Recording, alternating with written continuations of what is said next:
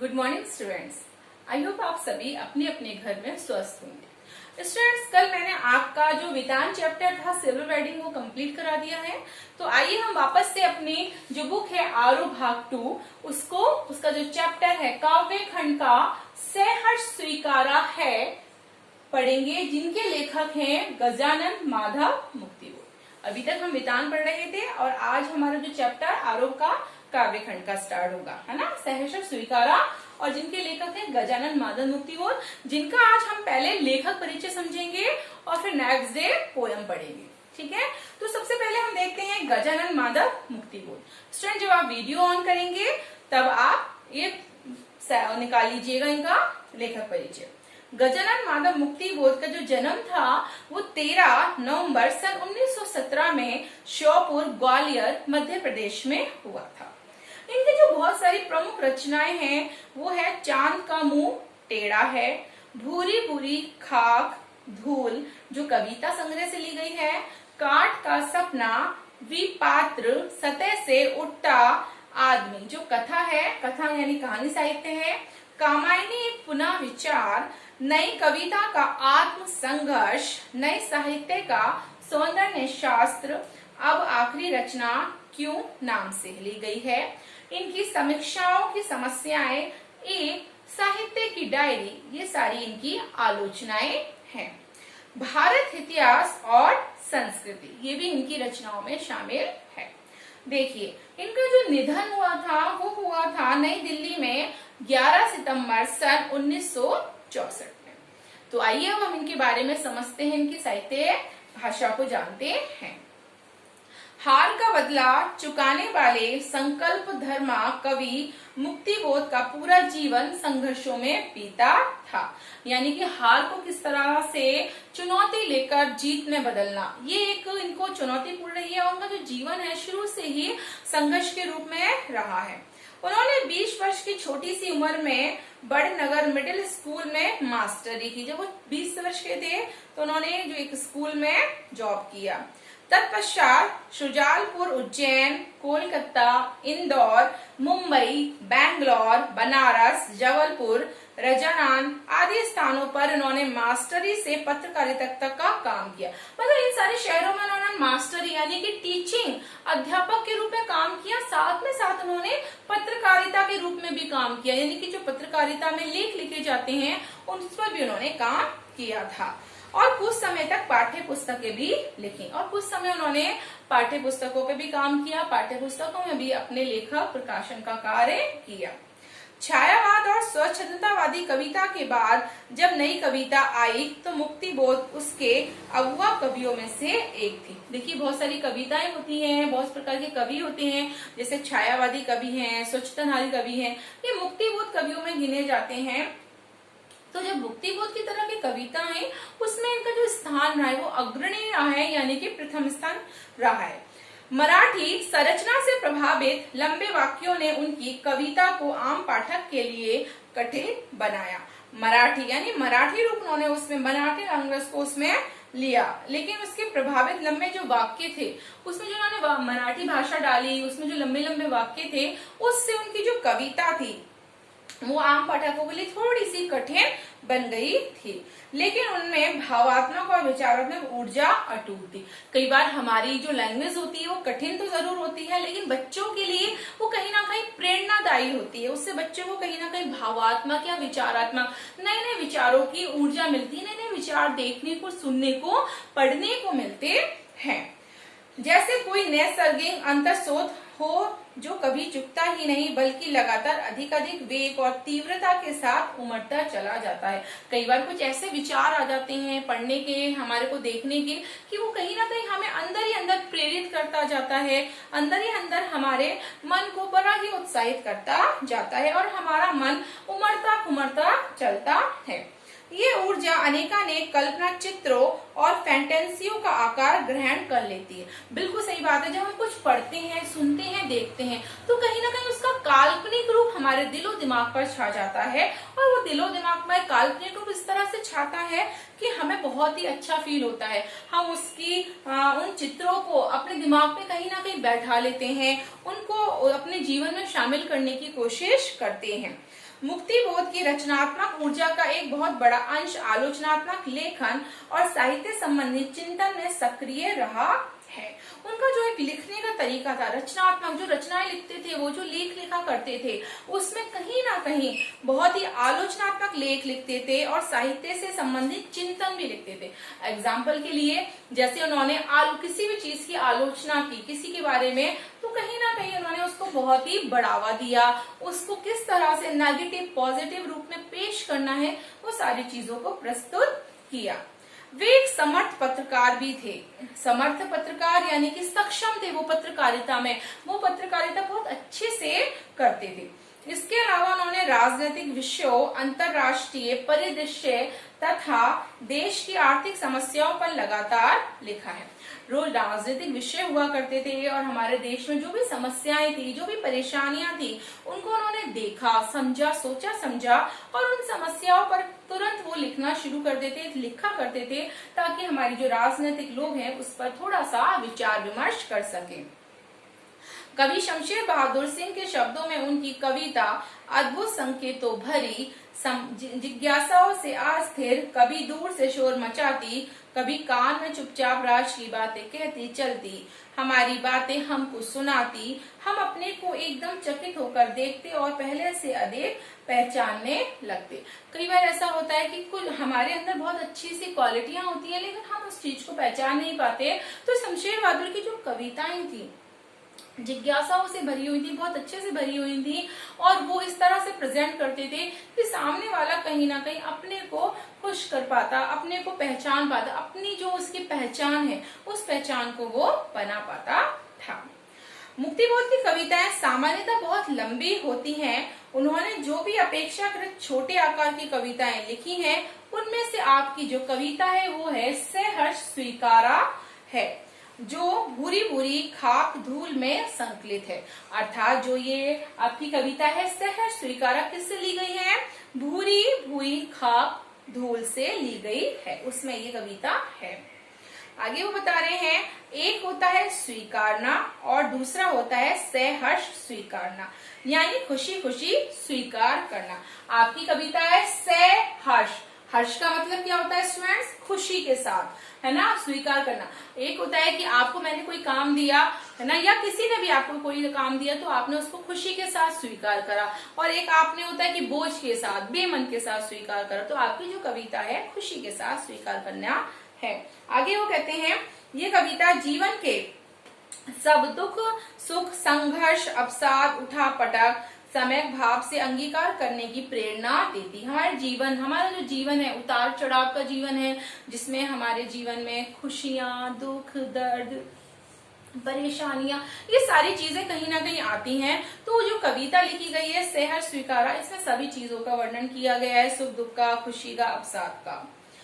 कवि को जहां से प्रेरणा मिली, प्रेरणा के उस उत्स तक भी हमको ले जाती है। कवि जैसे जैसे प्रेरित हुए हैं, जिस वजह से, जिस काम से प्रेरित हुए हैं, तो वो प्रेरणा उन्होंने हमें भी दी है। उस विशिष्ट व्यक्ति या सत्ता के इसी सहजता के चलते उसको स्वीकार किया था, कुछ इस तरह स्वीकार और आत्मसात किया था कि आज तक तो वह सामने भी नहीं है और आसपास होने का कोई एहसास भी नहीं है। अर्थात अगर कोई रीजन होता है तो उसके लिए हमें बहुत सारे काम करने पड़ते हैं। अगर हम किसी चीज को स्वीकार करना चाहते हैं तो हमें उसको बहुत अच्छे से स्वीकार करना चाहिए। चूंकि ये एहसास आप्लावनकारी है और कविता का मैं उसकी भाव प्रवृत्ता के निजी पक्ष से उबरकर सिर्फ विचार की तरह से जीना चाहता है, क्योंकि यह बृहत्तर विश्व की गुत्थियां सुलझाने में उसकी मदद करेगा। देखिए, प्लावनकारी यानी कि हो सकता है हमारे सिर से ऊपर हो जाए, इससे हमें कोई लेना देना नहीं हो, कोई मतलब नहीं हो, सारी चीजों का एहसास नहीं हो, लेकिन कवि कह रहे हैं कि मुझे इन सारी चीजों को भावों में बहकर, निजी अपनापन दिखाकर उसके पक्ष में आपके साथ में जीना चाहता हूँ, कि उनका जो भी तथ्य है, जो भी साक्ष्य है, मुझे उनके साथ इस जीवन में जीना चाहिए। भले मुझे वित्तर विश्व की गुत्थियां सुलझाने में उसकी मदद करनी पड़े, भले इस संसार में जो भी परेशानी है, जो समस्या है, मैं उनकी उन सारी चीजों को सुलझाने में मदद करूं, लेकिन मैं उसको अपनापन देकर वो सारी चीजों को करूंगा। वह दिवंगत माँ, पत्नी, बहन, सहचरी कोई भी हो सकती है। वो कह रहे हैं कि जिनकी मैं मदद करना चाहता हूँ या जिनकी भावनाओं को मैं समझना चाहता हूँ, वह भले कोई भी हो मेरे जीवन में, चाहे वो मेरी माँ हो, बहन हो, पत्नी हो, चाहे मेरी प्रेमिका हो। सहज स्नेह की ऊष्मा जब विरह में अग्निशिखा से उद्दीप्त हो उठी, थोड़ी थोड़ी सी निसंगता भी एकदम से जरूर हो आई और वह चाहने लगा कि मोह मुक्ति, अर्थात जब हमारे अंदर कुछ करने की तलब लग जाती है, हम सोचते हैं कि हम किसी के लिए कुछ करें, अच्छा सा करें, तो कहीं ना कहीं हम पूरे प्रयास के साथ वो सारी चीजें करते हैं और हमारे अंदर एक मोह, दूसरों के प्रति काम करने का ये मोह आ जाता है कि भूलने की प्रक्रिया एक अमावस की तरह उसके भीतर इस तरह घटित होगी, चांद जरा सा ओट खोले। कहने की कोशिश ये कर रहे हैं कि कई बार हम लोग भूलने की प्रक्रिया को खत्म कर देते हैं और जो भी हम काम करना चाहते हैं उसको बड़े तन मन धन के साथ कर सकते हैं। अंधेरे से सामना हो तो चित्त की ताकत बढ़े। लगातार ये भौतिक और मानसिक अवलंबन अंदर एक अज्ञात भय भी कायम करता है। ममता के बादल भी मंडराती कोमलता क्योंकि भीतर पिराती है, बहलाती सहलाती आत्मीयता बर्दाश्त नहीं हो पाती है। कहने का तात्पर्य ये है बच्चों कि जो ये अपनापन है, ये कहीं ना कहीं हमको इतना अपनापन लग जाता है कि हमें कोई भी कारण मिले, किसी भी हेल्प करने की, मदद करने की, तो हम उसके लिए आतुर रहते हैं, तैयार रहते हैं। आगे वो कह रहे हैं दृढ़ता, कठोरता भी बड़े मानव मूल्य हैं। कुछ लोगों की जो दृढ़ता होती है, दृढ़ बने रहते हैं कि नहीं मुझे ये नहीं करना, मुझे वो नहीं करना, तो वो भी बहुत सारी जीवन में महत्व रखती हैं।